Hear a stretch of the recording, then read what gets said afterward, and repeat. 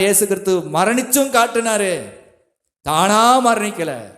தான் செய்யற அற்புதம், அடையாளம், உண்மை, அதை பார்த்து பார்த்து பல பேர் பொறாமை கொண்டு இவர் ராஜாவாயிருவாரோ, இவர் மந்திரி ஆயிருவாரோன்னு, அவரை அடிச்சாதான் முடியும் சொல்லி தப்பான கம்ப்ளைண்ட் பண்ணி பொய் குற்றச்சாட்டை சாட்டி ராஜாவே அவர்கிட்ட ஒண்ணும் இல்லைன்னு சொன்னாலும் நீ ராஜாவா இருக்கணுமானா இவரை கொன்னே ஆகணும்னு வேற பேசி அவரை சிலுவை வரைக்கும் கொண்டு போய் மரணிக்க பண்ணினாங்க. அந்த மரணிச்சவரனால தான் இன்னைக்கு இத்தனை பேர் இயேசுக்குள்ள மனைமுக பாவம் நீங்கி அந்தரங்க பாவம் நீங்கி வாழுகிறோம். இயேசு பணம் கொடுத்தாரு, இயேசு கல்வி கொடுத்தாரு, இயேசு நம்மளை நல்ல வாழ்க்கையில வாழ வச்சாருங்கிறதுக்காக இயேசு ஏத்துக்கலங்க. யாருக்கும் தெரியாத அந்தரங்க பாவத்தை இயேசு மன்னிச்சார். இன்னைக்கு எத்தனையோ பேர் 90 வயசுல இருந்தாலும் 60 வயசுல இருந்தாலும் பாவம் மன்னிக்கப்பட்டுச்சான் நிச்சயம் இல்லாம பயந்து பயந்து வாழ்கிறவங்க இருக்காங்களே. ஆனா இயேசுக்குள்ள வாழ்கிற எத்தனையோ 60 பேர் 70 பேர் 80 பேர் ஒரு குழந்தைய போல எங்க வேலை எல்லாம் முடிஞ்சிச்சு, இனி ஏசப்பா எங்களை பார்த்து கொள்வார்னு இயேசு நண்பர் சொல்லுகிறவங்களா அழகா சிரிச்சு சந்தோஷமா வாழ்ந்துகிட்டு இருக்காங்களே. நீங்க எந்த வாழ்க்கைக்கு வர போறீங்க?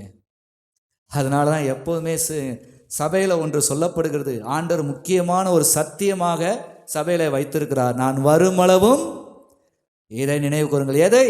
இயேசு கிறிஸ்துவினுடைய அற்புதத்தை அல்ல, இயேசு கிறிஸ்துவினுடைய அதிசயங்களை அல்ல, இயேசு கிறிஸ்துவினுடைய வல்லமைகளை அல்ல, இயேசு கிறிஸ்துவினுடைய மரணத்தை. ஏன் அதை நினைக்கணும் கிறிஸ்தவன்? இன்ப நாள் என் பாவம் தீர்ந்த நாள். இந்த பூமியில எனக்கு எத்தனை விடுதலையோட வாழ்ந்தாலும் என்னையும் ஒரு நாள் மரணம் ஆட்கொள்ளும். ஆனா இந்த மரணத்திலிருந்து என்னை விடுவிக்கிறவர் மரணத்தை ஜெயித்தவராய் இருக்கிறார். நான் விசுவாசிக்கிறவர் மரணத்தை ஜெயித்தவர். ஆகவேதான் அவர் முன்கூட்டிய சபையில ஒரு அடையாளத்தை வச்சுட்டார். நான் வரும் அளவும் என் மரணத்தை நினைவு கூறு. ஏன்?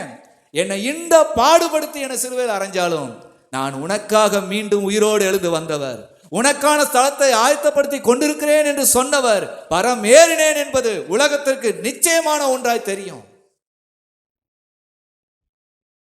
என்னை விசுவாசிக்கிறவன் மரித்தாலும் பிழைப்பான். இந்த அப்பத்திலும் பாத்திரத்திலும் பானம் பண்ணுகிறவர்கள், இயேசுவின் மரணத்தை அதிகமாக தியானிக்கிறவர்கள், இவ்வுலகம் எனக்கு எதிராக என்ன செய்ய முடியும்?